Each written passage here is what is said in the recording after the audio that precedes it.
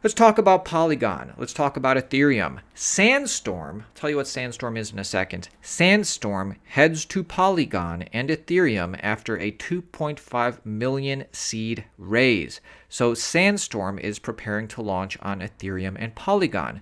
SandStorm is a new platform which aims to connect brands that are yet to establish a presence in the metaverse with top Web3 engineers while educating new participants about the potential of blockchain-based virtual worlds.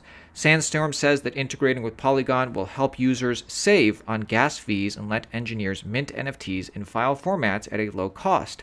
Unlike many other NFT projects, SandStorm will primarily focus on one-of-one pieces, and this metaverse project will showcase and debut its new platform and NFT marketplace later this month at South by Southwest. So big news for NFTs, big news for Polygon and Ethereum. Speaking of Polygon, interesting metric regarding the DEXs that are using Polygon. Anybody else notice that Uniswap just took about half the market share on Polygon?